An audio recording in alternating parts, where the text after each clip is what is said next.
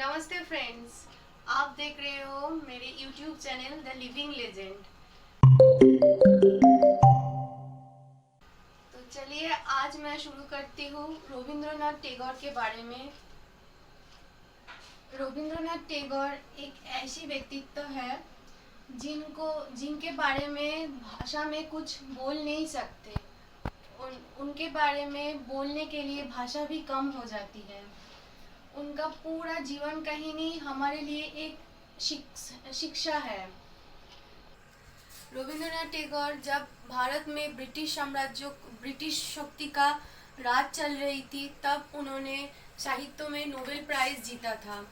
फिर उन्होंने नाइट उपाधि भी जीता था, लेकिन उन्होंने नाइट उपाधि क्यों छोड़ दिया उसके बारे में मैं पूरा विस्तार में वीडियो पे बताऊंगी। रविंद्रनाथ टैगोर अपने आप में बहुमुखी प्रतिभा के धनी थे। कलकत्ता के जोरासांको की ठाकुरबाड़ी में प्रसिद्ध और समृद्ध बंगाली परिवार में से एक था टैगोर परिवार, जिसके मुखिया देवेंद्रनाथ टैगोर, जो कि ब्राह्मण समाज के वरिष्ठ नेता थे, वो बहुत ही सुलझे हुए और सामाजिक जीवन जीने वाले व्यक्ति थे।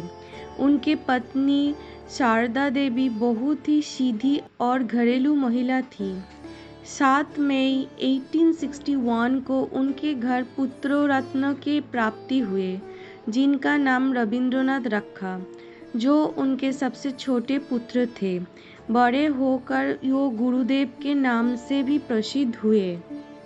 रविंद्रनाथ टैगोर जन्म से ही बहुत ज्ञानी थे। इनकी प्रारंभिक शिक्षा कलकत्ता के बहुत ही प्रसिद्ध स्कूल सेंट जेवियर नामक स्कूल में हुई। इनके पिता प्रारंभ से ही समाज के लिए समर्पित थे, इसीलिए वो रविंद्रनाथ जी को भी बैरिस्टर बनाना चाहते थे, जबकि उनकी रुचि साहित्य में थी।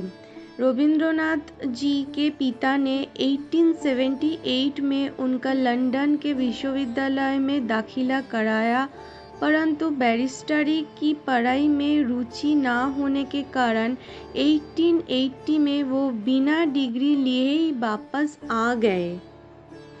1883 को रविंद्रनाथ टैगोर का विवाह मृणालिनी देवी से हुआ। रविंद्रनाथ टैगोर जन्मजात अनंत अवतरित पुरुष थे, अर्थात उनकी रुचि बहुत से विषय में थी और हर क्षेत्रों में उन्होंने अपनी ख्याति फैलाई। इसलिए वो एक महान कवि, साहित्यकार, लेखक, चित्रकार और एक बहुत अच्छे समाजसेवी भी बने। कहा जाता है कि जिस समय बाल्यकाल में कोई बालक खेलता है, उस उम्र में रविंद्रनाथ टैगोर ने अपनी पहली कविता लिख दी थी। जिस समय रविंद्रनाथ टैगोर ने अपनी पहली कविता लिखी, उस समय उनकी उम्र महज 8 वर्ष थी। किशोरावस्था में तो ठीक थे, कदम भी नहीं रखा था और उन्होंने 1877 में अर्थात 16 वर्ष की उम्र में लघु कथा लिख दी थी। रविंद्रनाथ टैगोर ने लगभग 2230 गीतियों की रचना की। भारतीय संस्कृति में, जिसमें खासकर बंगाली संस्कृति में अमित योगदान देने वाला बहुत बड़े साहित्यकार थे। रविंद्रनाथ टैगोर कभी न रुकने वाले निरंतर कार्य करने पर विश्वास रखते थे।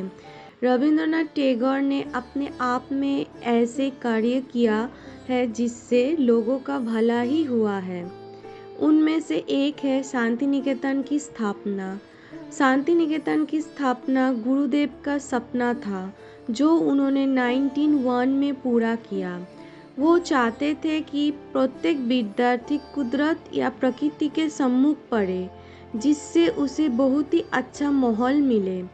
इसलिए गुरुदेव ने शांति निकेतन में पेड़ पौधे और प्राकृतिक माहौल में पुस्तकालय की स्थापना की। रविंद्रनाथ टैगोर की अथक प्रयास के बाद शांति निकेतन की विश्वविद्यालय का दर्जा प्राप्त हुआ, जिसमें साहित्य कला के अनेक विद्यार्थी अध्ययनरत हुए। रविंद्रनाथ टैगोर को अपने जीवन में कई उपलब्धियां या सम्मान से नवाजा गया, परंतु सबसे प्रमुख थी गीतांजलि 1913 में, गीतांजलि के लिए रविंद्रनाथ टैगोर को नोबेल पुरस्कार से सम्मानित किया गया। रविंद्रनाथ टैगोर ने भारत को और बांग्लादेश को उनकी सबसे बड़ी अमानत के रूप में राष्ट्रगान दिया है, जो कि अमरता की निशानी है। हर महत्वपूर्ण अवसर पर राष्ट्रगान गाया जाता है, जिसमें भारत का जनगण मन है और बांग्लादेश का अमर सोनार बांग्ला है। जो ही नहीं, रविंद्रनाथ टैगोर अपने जीवन में 3 बार अल्बर्ट आइंस्टाइन जैसे महान वैज्ञानिक से मिले, जो रविंद्रनाथ टैगोर जी को रवि टैगोर कहकर पुकारते थे। एक ऐसा व्यक्तित्व जिसने अपने प्रकाश से सर्वत्र रोशनी फैलाई। भारत के बहुमूल्य रत्नों में से एक हीरा, जिसका तेज चारों दिशा में फैला, जिससे भारतीय संस्कृति का अद्भुत साहित्य, गीत, कथाएं, उपन्यास, लेख प्राप्त हुए। ऐसे व्यक्ति का निधन 7 अगस्त 1941 को कलकत्ता में हुआ। रविंद्रनाथ टैगोर एक ऐसा व्यक्तित्व है जो मरकर भी अमर रहे। प्लीज़ फ्रेंड्स, मेरे वीडियो को देखिए, स्किप मत कीजिए और लाइक, शेयर और सब्सक्राइब करते रहिए।